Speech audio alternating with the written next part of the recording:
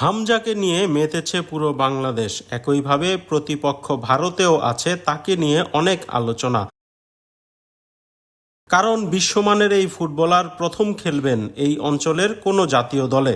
ভারত স্বাভাবিকভাবে খানিকটা ভয়ে আছে তাকে নিয়ে।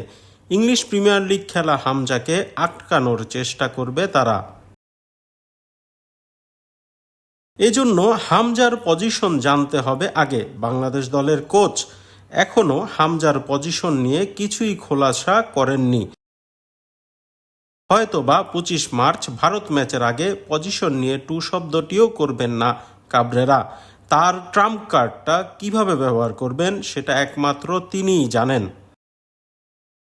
সুতরাং মাঠে হামজার পজিশনটাই সবচেয়ে গুরুত্বপূর্ণ। তার পছন্দের জায়গা সাধারণত defensive midfield. Tackle, block, interception ও ফিজিক্যালিটি দিয়ে ডিফেন্সকে বাড়তি প্রোটেকশন দেওয়ার কাজটা খুব ভালো করেন হামজা।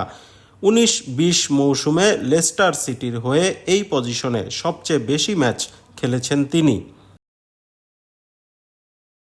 এখন প্রশ্ন হলো, বাংলাদেশ দলেও কি হামজা ডিফেন্সিভ মিডফিল্ডার হিসেবে খেলবেন?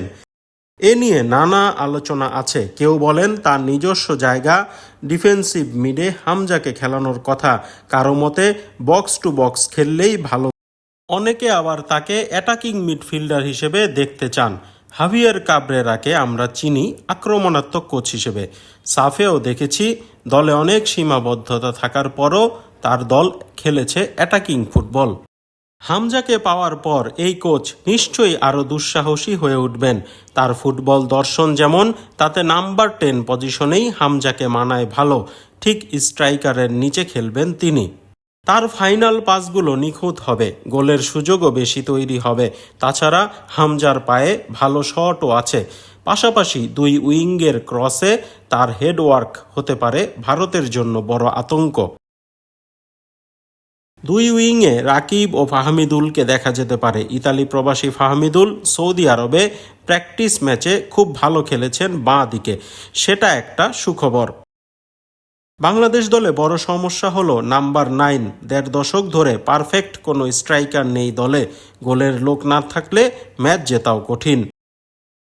এবার নাম্বার 9-এর একটা সমাধান হতে পারেন আল আমিন। ঘরোয়া ফুটবলে ভালো করা এই দেশি স্ট্রাইকারকে দেখা যেতে পারে ভারতের বিপক্ষে। তার ঠিক পেছনে হামজাকে খেলিয়েই ম্যাচ বের করে আনার চেষ্টা করবেন বাংলাদেশের কোচ।